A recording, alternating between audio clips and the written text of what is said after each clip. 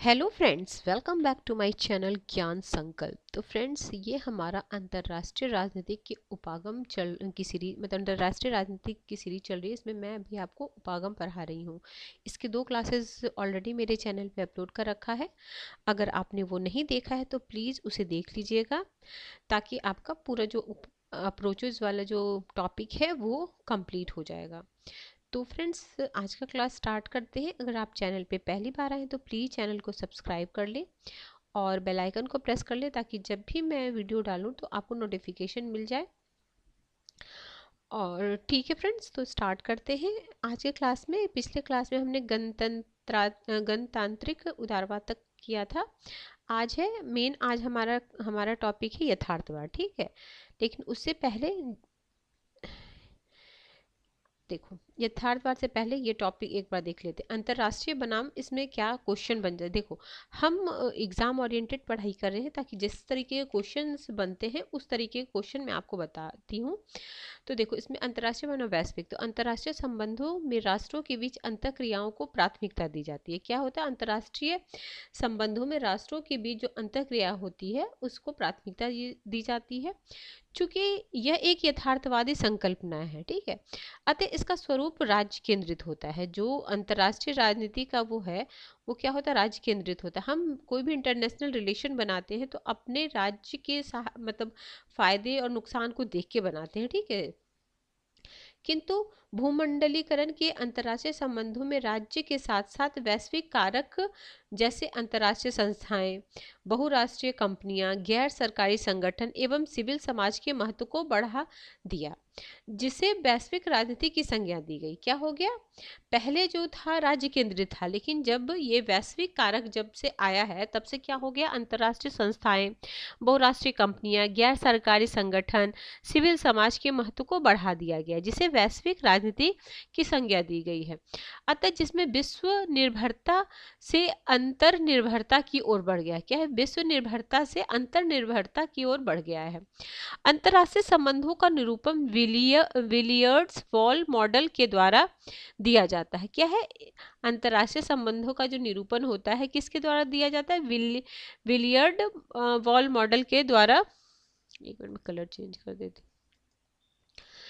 ये Willard wall model के द्वारा दिया जाता है, जिसमें विलियर्ड वॉल की भांति अभेदक एवं अंतर्निर्भर इकाई है। अतः अंतर्राष्ट्रीय संबंध इस मेज की भांति है, जहां स्वतंत्रता विलियर्ड वॉल एक दूसरे पर बाहरी रूप से दबाव डाल रही है, जिसमें टकराने का मुख्य उद्देश्य सुरक्षा एवं शक्ति है।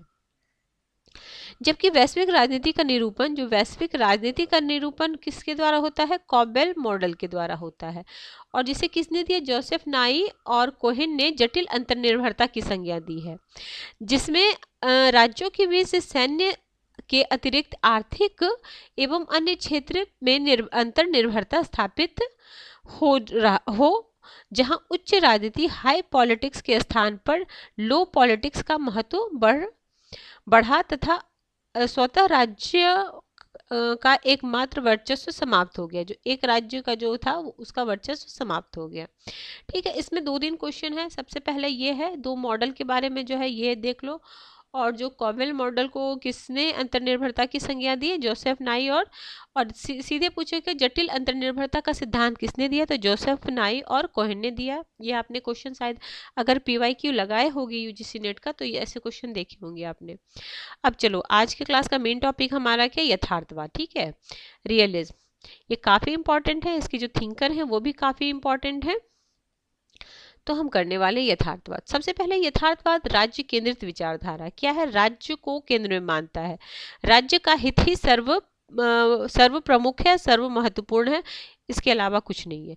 यथार्थवाद के अनुसार राज्य की सुरक्षा उनका स्वयं का दायित्व है। ठीक है, यथार्थवाद शक्ति राजनीति का पर्याय है, ये भी ध्यान रखना। यथार्थवाद है ना, शक्ति राजनीति का पर्याय है। यथार्थवाद में शक्ति संतुलन, राष्ट्रीय हित एवं राष्ट्रीय सुरक्षा जैसी संकल्पनाएं महत्वपूर्ण है। अब इसके अंतर्गत क्या क्या? एक तो शक्ति, फिर शक्ति संतुलन, राष्ट्रीय हित पे मेन फोकस दिया जाता है, और राष्ट्रीय सुरक्षा जैसे संकल्पनाएं महत्वपूर्ण है। यथार्थवादियों ने आदर्शवादियों का खंडन किया, ठीक है। एक जैसे एक सिद्धांत पहले आया आदर्शवादी सिद्धांत, अब उसका खंडन करने के लिए दूसरा सिद्धांत आता है, ठीक है। तो यथार्थवाद उसका खंडन करने के लिए आता है। आदर्शवादियों के अनुसार अंतर्राष्ट्रीय राजनीति में संघर्ष संक्रमणकालीन है, ठीक है। अंतर्राष्ट्रीय राजनीति में लोकतंत्र के प्रसार एवं अंतर्राष्ट्रीय विधि को महत्वपूर्ण बनाकर संघर्षों को समाप्त किया जा सकता है। स्टीफन वॉल्ट के अनुसार यथार्थवाद को हमारे बौद्धिक उपकरण टूल बॉक्स में सर्वाधिक उपयोगी उपकरण बने रहने की संभावना है। आगे है आदर्शवादी अंतर्राष्ट्रीय राजनीति को नैतिकता से प्रेरित एवं संचालित मानते हैं। क्या किससे मानते हैं? आदर्शवादी अंतर्राष्ट्रीय राजनीति को नैतिकता से प्रेरित मानते हैं, और ये शक्ति बस राष्ट्रीय हित को केंद्र बिंदु में मानते हैं, राज्य को केंद्र बिंदु में मानते हैं।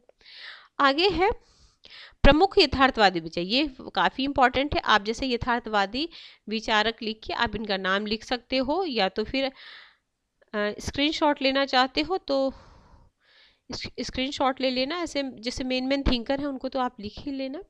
देखो, और देखो अभी मैंने कराया था ना, अभी का क्वेश्चन है ना कि वो काल क्रमानुसार सजाने को थिंकर आया था जिसमें थ्यूसिडाइज था। अभी जो 4 सितंबर को एग्जाम हुआ है उसमें थिंकर दिए थे, ठीक है। इंटरनेशनल पॉलिटिक्स के ही थिंकर थे। उनको क्या था, क्रम के अनुसार। तो जैसे जैसे मैं पढ़ाऊंगी तो आपको टाइम भी पता रहेगा, तो आप क्रम से लगा सकते हो। तो देखो उसमें थ्यूसिडाइज था, देखो कौटिल्य है। और हाँ, मेरे चैनल पे आपको यूजीसी ने जो 4 सितंबर को हुआ था उसका सेकंड शिफ्ट का तो पूरा सॉल्यूशन मैंने करा रखा है, और जो फर्स्ट शिफ्ट का था उसका मैं 25 क्वेश्चन करके 4 पार्ट में आपको उसको बता दूंगी। तो मैंने एक पार्ट डाल दिया उसका, और तो वो भी आप देख सकते हो, ताकि अगर आप दिसंबर का पेपर दे रहे हो या किसी भी स्टेट का पीजीटी दे रहे हो या एस्टेट दे रहे हो किसी भी स्टेट का, तो आपको काफ़ी हेल्प करेगा वो क्वेश्चंस। देखो थ्यूसिडाइज है, इनका कब है 431 से मतलब 404 बीसी, मतलब ये काफ़ी पुराने थिंकर हैं। अगर जैसे कालक्रमानुसार सजाने आ जाए, एकदम आपको एग्जैक्ट डेट ना मालूम हो बट आपको पता है नहीं ये तो काफ़ी पहले थे, उसके बाद ये थे, उसके बाद ये थे, ऐसा कर सकते हो आप। EH कार भी उसमें था नाम, आप देख लेना। अभी कब मैंने दो दिन पहले डाला है वो वीडियो। तो क्या है, हाँ, मैकियावेली की the art of war. Machiavelli का भी हमें पता है 1519 के लगभग है। फिर हॉब्स कब है, हॉब्स है 1651। फिर रूसो की रचना द स्टेट ऑफ वॉर। अब हॉब्स लॉक रूसो, तो पहले हॉब्स आते हैं, फिर लॉक आते हैं, फिर रूसो आते हैं, ये आपको पता होगा। और मैंने वेस्टर्न थिंकर जितने भी यूजीसी नेट के सिलेबस में सारे को कंप्लीट करा रखा है, उसकी भी प्लेलिस्ट बनी हुई है वेस्टर्न पॉलिटिकल थॉट करके। आप अगर थिंकर्स के बारे में विस्तृत जानना चाहते हैं तो वो वीडियो जरूर आप देखें। आधुनिक यथार्थवादी में कौन है? EH कार है। उनका क्या है 20 ईयर क्राइसिस, काफ़ी फेमस उनकी बुक है और कई बार एग्जाम में आया हुआ। Written in 1930, first edition was published 1939, ठीक है। Ronald Niebuhr, Nicholas Spykman, George Kennan, Raymond Aron Gilpin, George Herz Kissinger अन्य यथार्थवादी विचारक है। अब देखो इसमें से जैसे इस तरीके की भी क्वेश्चन आपने देखा हो, इनमें से कौन से यथार्थवादी विचारक हैं, या तो क्वेश्चन आते हैं इनमें से कौन से नहीं है। तो ये सब का नाम या तो Ronald Niebuhr, Nicholas Spykman, George Kennan, Raymond Aron Gilpin, George Herz एवं किसिंजर अन्य यथार्थवादी विचारक हैं। आगे है हैंस मार्गेनथाउ के यथार्थवादी विचार की 6 मूल मान्यताएं। ये 6 मूल मान्यता तो कई बार एग्जामों में इसको क्रम में भी सजाने को आ जाता है, किसके बाद कौन सा है। और इनकी जो बुक है ये भी एक बार तो यूजीसी नेट में ही बता रही हूँ कि पूरा इनका बुक, जैसे ये पॉलिटिक्स अमंग नेशन तो सब जानते हैं, लेकिन एक बार पूरा इसका वो पूछा गया था फुल नेम। तो इनके बुक का फुल नेम क्या है? Politics among nation, the struggle of power and peace, मतलब पावर पहले पीस बाद में, ठीक है। 1948, याद रखना टाइम भी। इनकी अन्य रचनाएं हैं scientific man versus power politics 1946, in defence of national interest 1951, the purpose of American politics 1960, ठीक है।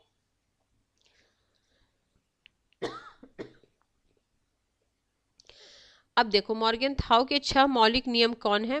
मॉर्गेनथाउ के अनुसार अंतरराष्ट्रीय राजनीति की मूल रूप में मनुष्य के वस्तुनिष्ठ स्वभाव पर आधारित है। पहला हो गया पर आधारित होती है। मॉर्गेनथाउ के अनुसार मनुष्य के स्वभाव को मूल रूप से प्रभुत्व की आकांक्षा रखने वाला कहा जाता है।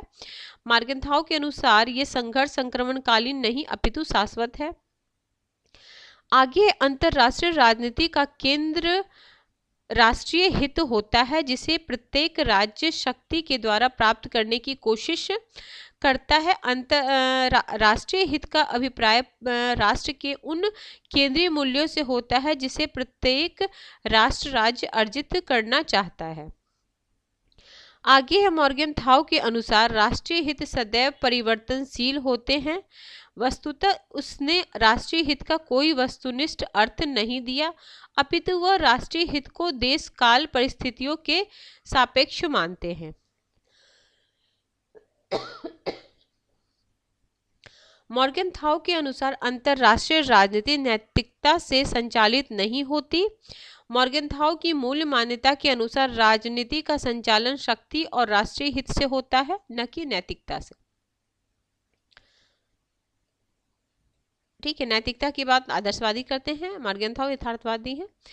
मॉर्गेनथाउ के अनुसार राष्ट्र के उद्देश्य का सदैव विवेक से संचालित किया जाता है। राष्ट्र के उद्देश्यों को सदैव विवेक से संचालित किया जाता है, न कि किसी सार्वभौमिक नैतिकता का पालन किया जाता है। यहाँ मॉर्गेनथाउ के सार्वभौमिक नैतिकता का अभिप्राय उन सार्वभौमिक नैतिक मूल्यों को अपनाना है जिन्हें देश काल से निरपेक्ष माना जाता है, जबकि मॉर्गेनथाउ विवेक और राष्ट्रीय हित के आधार पर अंतरराष्ट्रीय राजनीति का वर्णन करता है, न कि सार्वभौमिक नैतिकता के आधार पर। सार्वभौमिक नैतिकता, ठीक है। आगे मॉर्गेनथाउ ने राजनीति को एक स्वायत्त प्रक्रिया कहा है। मॉर्गेनथाउ ने राजनीति का विश्लेषण करते हुए कहा है कि राजनीति का स्वरूप चाहे घरेलू हो या अंतर्राष्ट्रीय एक समान होता है, क्योंकि राजनीतिक मूलतः शक्ति के लिए संघर्ष है। अतः केवल इतना ही कि घरेलू क्षेत्र में राज्य नामक संप्रभु सत्ता होने के कारण उन संघर्षों पर नियंत्रण किया जा सकता है, जबकि अंतर्राष्ट्रीय क्षेत्र में किसी भी केंद्रीय सत्ता के अभाव होने के कारण ये संघर्ष अनियंत्रित हो जाती है। मॉर्गेनथाउ ने राजनीति को इतना अधिक महत्व दिया कि वह उसे स्वायत्त मानते हैं। आगे है, यद्यपि मॉर्गेनथाउ का वर्तमान के नॉन जीरो सम गेम युग में आंशिक एवं अपूर्ण प्रतीत होता है, किंतु अनेक कमियों के बावजूद उसका सबसे बड़ा महत्व यह है कि वह पहला विचारक था जिसने अंतरराष्ट्रीय राजनीति में सर्वप्रथम यथार्थवाद का सैद्धांतिक आधार रखा। आलोचना, रॉबर्ट टिकनर एवं केनेथ वॉल्डर ने यथार्थवाद को मॉर्गेनथाउ यथार्थवाद नहीं मानते हैं। देखो, रॉबर्ट टिकनर एवं केनेथ वॉल्डर ने मॉर्गेनथाउ को यथार्थवादी नहीं माना। उनके अनुसार मॉर्गेनथाउ यथार्थवाद का विश्लेषण करने के बजाय यथार्थवाद का प्रयोग अपनी पूर्व निर्धारित मान्यताओं को प्रमाणित करने के लिए करते हैं। आगे है, स्टीफन हॉफमैन के अनुसार मॉर्गेनथाउ का यथार्थवाद शक्ति अद्वैतवाद का विचार है। ठीक है, क्या है? शक्ति अद्वैतवाद का विचार है, क्योंकि मॉर्गेनथाउ शक्ति को ही साधन एवं शक्ति को ही साध्य मानते थे। वो शक्ति को ही साध्य, शक्ति को ही साधन मानते हैं। मॉर्गेनथाउ ने अंतरराष्ट्रीय राजनीति में केवल संघर्ष का अध्ययन किया, जबकि वास्तविकता में सहयोग भी पाया जाता है। वो सिर्फ संघर्ष की बात करते हैं, बट वास्तविकता में सहयोग, अगर संघर्ष ही होगा तो फिर तो चल नहीं पाएगा, इसलिए कहते हैं कि सहयोग भी है। मॉर्गेनथाउ ने स्वयं शांति निर्मित करने के निम्नलिखित उपाय बताए हैं। क्या क्या उपाय बताए हैं शांति निर्मित के लिए? प्रतिबंधों के द्वारा शांति, विश्व सरकार के द्वारा शांति, कूटनयन और राजनयन के द्वारा शांति। मॉर्गेनथाउ ने प्रतिबंध के द्वारा शांति एवं विश्व सरकार के द्वारा शांति के उपायों को व्यर्थ बताया तथा कूटनीति या राजनयन के द्वारा शांति को उपयुक्त बताया। एक और मॉर्गेनथाउ संघर्ष को यथार्थवाद मानते हैं तो दूसरी ओर शांति का वर्णन भी करते हैं। यह विरोधाभास है। CAW Manning, Martin Wight, Hobbes महोदय अंतरराष्ट्रीय राजनीति को स्वायत्त अनुशासन मानते हैं। अब ये काफी इंपॉर्टेंट है। आक्रामक यथार्थवाद किसने दिया है? तो आक्रामक यथार्थवाद दिए हैं जॉन मायर मर्साइमर, ठीक है, जॉन मर्साइमर, ठीक है, यथार्थवादी, ठीक है। इनका प्रसिद्ध ये बुक कई बार आया है, the tragedy of great power politics 2001 में है। इन्होंने वॉल्ज के यथार्थवाद को रक्षात्मक यथार्थवाद, मतलब केनेथ वॉल के यथार्थवाद, इन्होंने केनेथ वॉल के यथार्थवाद को रक्षात्मक यथार्थवाद की संज्ञा दी है, ठीक है। ठीक है, क्योंकि वॉल के अनुसार प्रत्येक राज्य का उद्देश्य अपनी सुरक्षा, देखिए इनकी यथार्थवाद ऑफेंसिव है और इनकी मतलब आक्रामक है, और इनकी है केनेथ वॉल की रक्षात्मक। क्योंकि वॉल्ज के अनुसार प्रत्येक राज्य का उद्देश्य अपनी सुरक्षा से अधिक वृद्धि करना है, जबकि मर्साइमर के अनुसार राज्य का उद्देश्य अधिकाधिक शक्ति अर्जित करना। एक बोल रहे हैं सुरक्षा केनेथ वॉल, और ये बोल रहे शक्ति अर्जित करना। इसलिए मर्साइमर के यथार्थवाद को आक्रामक यथार्थवाद, बस आप दोनों का नाम लिख लो, उसके आगे लिख लो, एक का है आक्रामक यथार्थवाद, एक का है रक्षात्मक यथार्थवाद, ये ध्यान रखना, बस बहुत इंपॉर्टेंट है। और इनकी बुक तो the tragedy of great power politics. तार्किक चयन यथार्थवाद, देखो अब ग्रीको एवं क्रेजनर राय तार्किक व्यवहार करता है, ठीक है। ये तार्किक चयनवाद में कौन का, दो नाम लिख लो। आगे है नव यथार्थवाद, इसी को रचनात्मक यथार्थवाद भी कहते हैं। तो रचनात्मक यथार्थवाद के प्रतिपादक कौन है, केनेथ वॉल हैं। जैसे कई बार एग्जाम में आता है नव यथार्थवाद के प्रणेता कौन है, तो केनेथ वॉल है, ठीक है। नव यथार्थवाद बोलो या रचनात्मक यथार्थवाद बोलो, ठीक है। आगे चलते हैं। अंतरराष्ट्रीय संबंध, ठीक है। और इनकी रचना है थ्योरी ऑफ इंटरनेशनल पॉलिटिक्स 1979, और अन्य रचना man the state and the war. और इनकी मर्साइमर की क्या है, जॉन मर्साइमर की है आपका the tragedy of great power politics. रचनात्मक यथार्थवाद केनेथ वॉल द्वारा 1970 के दशक में प्रतिपादित किया गया, जिसमें उन्होंने यथार्थवाद का विश्लेषण व्यवस्था सिद्धांत को मिलाकर किया है। दूसरे शब्दों में यथार्थवाद का विश्लेषण अंतर्राष्ट्रीय संरचना के आधार पर करते हैं। उन्होंने अंतर्राष्ट्रीय संरचना की प्रकृति को विश्लेषित करते हुए कहा है कि अंतर्राष्ट्रीय राजनीति की संरचना अराजकतापूर्ण है। अराजकतापूर्ण का आशय हिंसात्मक और ध्वंसात्मक व्यवस्था में नहीं, अपितु अराजकतापूर्ण व्यवस्था का आशय उस मान्यता से है जिसमें राष्ट्र राज्यों के व्यवहार को नियंत्रित करने की कोई केंद्रीय या अंतर्राष्ट्रीय संस्था नहीं है। अतः केनेथ वॉल ने कल्पना हॉब्स की प्राकृतिक व्यवस्था के अत्यधिक समीप है, जो निरंतर संघर्ष की अवस्था थी। इस प्राकृतिक अवस्था में मानव व्यवहार को नियंत्रित करने की किसी केंद्रीय संस्था का अभाव था। अतः केनेथ वॉल ने भी अंतर्राष्ट्रीय राजनीति को शक्ति के लिए संघर्ष मानते हैं। अंतर्राष्ट्रीय राजनीति में राष्ट्रीय हित ही केंद्रीय होते हैं। इस राष्ट्रीय हित का मूलभूत केंद्रीय बिंदु है राष्ट्रीय सुरक्षा। इसलिए वॉल्ज के अनुसार यह महत्वपूर्ण नहीं है कि राज्य लोकतांत्रिक है गैर लोकतांत्रिक है, यह भी मूल प्रश्न नहीं है कि कोई राष्ट्र विशेष शक्तिशाली है या अशक्त है। उसका मुख्य ध्यान अंतर्राष्ट्रीय राजनीति की संरचना की ओर था। इस संरचना के आधार पर उन्होंने राष्ट्र राज्यों के व्यवहार का विश्लेषण किया। उसके अनुसार अंतर्राष्ट्रीय राजनीति की यह संरचना अराजकतापूर्ण तथा वे भी यथार्थवादी हैं। इसलिए स्वाभाविक रूप में इस मान्यता को स्वीकार करते हैं कि अंतर्राष्ट्रीय राजनीति नैतिक और विधिक के बजाय राष्ट्रीय हितों से प्रेरित और संचालित होती है। लेकिन मॉर्गेनथाउ की भांति उन्होंने शक्ति को साध्य और साधन नहीं माना, अपितु शक्ति को साधन और राष्ट्रीय हित को साध्य कहा, तथा उन्होंने मानव स्वभाव के विश्लेषण के बजाय अंतर्राष्ट्रीय राजनीति का विश्लेषण संरचनात्मक आधार पर किया। आगे है नव यथार्थवाद की मूल मान्यताएं क्या है। वे व्यवहारिक क्रांति एवं व्यवस्था उपागम से प्रभावित है। यथार्थवाद का विश्लेषण वस्तुनिष्ठ एवं वैज्ञानिक रूप में किया। उन्होंने अंतर्राष्ट्रीय राजनीति का विश्लेषण अंतर्राष्ट्रीय संरचना के आधार पर किया। उसके अनुसार अंतर्राष्ट्रीय राजनीति की संरचना अराजकतापूर्ण होती है। नव यथार्थवादियों के अनुसार राज्य की शक्ति कई तत्वों के मिलने से बनती है, इसलिए शक्ति का अभिप्राय मूलतः सैन्य शक्ति नहीं, जैसा कि परंपरागत यथार्थवादियों ने माना है। नव यथार्थवादियों के अनुसार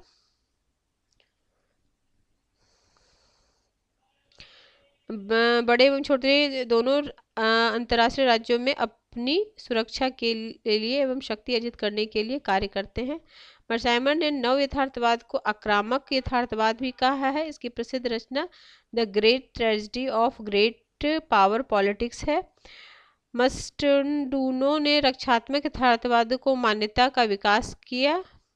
नव यथार्थवाद की मान्यता का खंडन नहीं करता, बल्कि विश्लेषण के तरीके में बदलाव करता है। आगे है नव यथार्थवादी स्थायित्व का सिद्धांत। वीडियो थोड़ी लंबी हो जाएगी फ्रेंड्स, बट मैं चाह रही हूँ कि नव यथार्थवाद को मैं फिनिश ही कर दूँ। ठीक है, ठीक है। उसके बाद नेक्स्ट क्लास में हम मार्क्सवाद पढ़ेंगे। ठीक है, नहीं, पहले पढ़ेंगे प्रकारवाद फिर मार्क्सवाद। ठीक है, तो इसको हम ख़त्म ही कर देते हैं। इस टॉपिक है, थोड़ा सी लंबी हो जाएगी वीडियो, बट ठीक है। ठीक है, यहाँ तक हमने कर लिया। नव यथार्थवाद के अंतर्राष्ट्रीय राजनीति में प्रत्येक राज्य का प्रकार रूप में समान होता है एवं छोटे एवं बड़े दोनों राज्य अंतर्राष्ट्रीय राजनीति में अपने सुरक्षा के लिए शक्ति अर्जित करने के लिए कार्य करते हैं। मर्साइमर ने नव यथार्थवाद को आक्रामक यथार्थवाद भी कहा है। इसकी रचना तो हम जान चुके हैं, यहाँ तक हम कर चुके थे ना। मस्टुडियो ने रक्षात्मक मान्यता का विकास किया। ठीक है, नव यथार्थवादी यथार्थवाद को मान्यता का खंडन नहीं करता, बल्कि विश्लेषण के तरीके में बदलाव करता है। क्या बोला गया, देखो, नव यथार्थवाद जो है ना, यथार्थवाद की जैसे होता है ना कि जैसे व्यवहारवाद उत्तरवाद, मतलब एकदम खंडन नहीं किया नव यथार्थवाद। ठीक है, बस उसी की मान्यताओं का विश्लेषण के तरीके में बदलाव किया है। ठीक है, उसको समझने की, उसको व्याख्या करने के तरीके में बदलाव किया है, पूर्णतः उसका खंडन नहीं किया है नव यथार्थवाद। नव यथार्थवाद अस्थायित्व का सिद्धांत। तो मर्साइमर ने केनेथ वॉल्ज के यथार्थवाद को रक्षात्मक यथार्थवाद की संज्ञा दी, क्योंकि वॉल्ज के अनुसार प्रत्येक राज्य का उद्देश्य अपनी सुरक्षा में अधिक से अधिक वृद्धि करना। वॉल्ज के अनुसार राज्य के द्वारा अत्यधिक शक्ति संचयन के परिणाम स्वरूप अंतर्राष्ट्रीय राजनीति की अनिश्चितताओं में वृद्धि होती है। मर्साइमर के अनुसार राज्य का मूल उद्देश्य अधिक से अधिक शक्ति अर्जित करना है, इसलिए मर्साइमर ने यथार्थवाद को आक्रामक यथार्थवाद ऑफेंसिव रियलिज्म भी कहा है। नव यथार्थवाद या शास्त्रीय यथार्थवाद के मध्य विश्लेषण की इकाई भिन्न है, परंतु दोनों अनेक बिंदुओं पर समान है, क्योंकि उनके अनुसार अंतर्राष्ट्रीय राजनीतिक शक्ति का संघर्ष है। राष्ट्रीय हितों की पूर्ति की सुरक्षा बनाए रखना राज्य का मूल उद्देश्य है, तथा दोनों अंतर्राष्ट्रीय राजनीति की शक्ति राजनीतिक एवं संघर्ष राजनीति के रूप में चित्रित करते हैं। मर्साइमर ने नव यथार्थवादी विचारक अमेरिका द्वारा इकाई में किए गए हस्तक्षेप का समर्थन नहीं करते। 1990 के दशक में, ठीक है, नव शास्त्रीय यथार्थवाद, न्यू क्लासिकल रियलिज्म, मुख्य मान्यताकार क्या, सबसे पहले तो यही पूछ लेते हैं, स्लेवर एंड फरीद जकारिया। बस इसमें ज़्यादा कुछ आपको समझने की से ज़्यादा है ना, जिससे जो रिलेटेड थिंकर ना सीधे उठा के यही क्वेश्चन पूछ दिया जाता है। तो इसके आप शॉर्ट नोट्स ज़रूर बना लेना। आप 2 से 3 बार अपनी वीडियो सुन लो, उसके बाद इसके शॉर्ट नोट्स जो इसके थिंकर रिलेटेड हैं उनका बना लो, फिर आप क्वेश्चन लगाओगे तो देखना आपके सारे क्वेश्चन इससे बन जाएंगे। आगे नव शास्त्रीय यथार्थवाद ने यथार्थवाद विश्लेषण में घरेलू तत्व एवं घरेलू कारकों को भी महत्व प्रदान किया। उन्होंने संरचनात्मक यथार्थवादियों के विरुद्ध अपनी प्रतिक्रिया प्रस्तुत की और अंतर्राष्ट्रीय राजनीति का विश्लेषण वैज्ञानिक वस्तुनिष्ठ मानदंडों के बजाय मूल्यों को अधिक या पुनः स्थापित किया। इसलिए उन्होंने नव शास्त्रीय यथार्थवाद कहा। इन्होंने संरचना के बजाय पुनः इकाई विश्लेषण राज्य पर मूल बल दिया। इन विचारकों ने राज्य को प्रभावित करने वाले अनेक कारकों को अध्ययन में सम्मिलित किया, जिसकी अपेक्षा परंपरागत यथार्थवादियों ने की। राज्य नेतृत्व का प्रत्यक्षण, राज्य समाज के संबंध, राज्यों की अभिप्रेरणा। स्टीफन्स वॉल्ज ने के अनुसार नव शास्त्रीय यथार्थवादियों ने शक्ति के वितरण और राज्यों की विदेश नीति के महत्व के व्यवहार के मध्य घरेलू कारकों का तीसरा सबसे महत्वपूर्ण कारक माना। फरीद जकारिया के अनुसार यथार्थवाद राज्य केंद्रित संकल्पना है जिसमें घरेलू तत्वों की उपेक्षा की जाती है, इसलिए उन्होंने घरेलू तत्वों को यथार्थवाद के विश्लेषण में महत्वपूर्ण स्थान दिया। यह बिंदु उल्लेखनीय है कि मार्क्सवादी राष्ट्र विचारकों ने यथार्थवादी विचारकों को अमूर्त एवं अनैतिक कहा क्योंकि इसमें राज्य अत्यधिक बल दिया, सामाजिक आर्थिक परिस्थितियों की अवहेलना की गई। अतः नव शास्त्रीय यथार्थवाद ने इस कमी को पूर्ण करने का प्रयत्न किया। नव यथार्थवाद की संकल्पना 1980 के बाद केनेथ वॉल्ज की पुस्तक पॉलिटिक्स अमंग नेशन से उभरकर आई। नव यथार्थवादियों ने संरचनात्मक यथार्थवाद और शास्त्रीय यथार्थवाद, आक्रामक यथार्थवाद, रक्षात्मक यथार्थवाद आते हैं। आगे है मान्यता। वे व्यवहारवादी क्रांति एवं व्यवस्था उपागम से प्रभावित है। यथार्थवाद का विश्लेषण वस्तुनिष्ठ एवं वैज्ञानिक रूप में किया। उन्होंने अंतर्राष्ट्रीय राजनीति का विश्लेषण अंतर्राष्ट्रीय संरचना के आधार पर किया। अंतर्राष्ट्रीय व्यवस्था को अराजकतापूर्ण माना। इसके अनुसार राज्य की शक्ति कई तत्वों से मिलकर बनती है, इसलिए शक्ति का अभिप्राय मूलतः सैन्य शक्ति नहीं है जैसा कि परंपरागत यथार्थवादियों ने माना। नव यथार्थवादियों के अनुसार अंतर्राष्ट्रीय राजनीति में प्रत्येक राज्य का व्यवहार प्रकारात्मक रूप में समान होता है। सभी राज्य अपनी सुरक्षा एवं शांति अर्जित करने के लिए कार्य करते हैं। परंपरागत यथार्थवाद और नव यथार्थवाद में अंतर। तो नव यथार्थवाद का सबसे प्रतिपादक केनेथ वॉल्ज ने कई बार एग्जामों में आए हुआ। अभी ये किसमें आया था, यूपी जो बिहार पीजीटी जो एग्जाम हुआ था +2 वाला, उसमें आया था। इसका विचार अमेरिका के व्यवहारवादी क्रांति से प्रभावित, क्योंकि व्यवहारवादी क्रांति के परिणाम स्वरूप अंतर्राष्ट्रीय राजनीति के सिद्धांत को भी व्यवहारिक और वस्तुनिष्ठ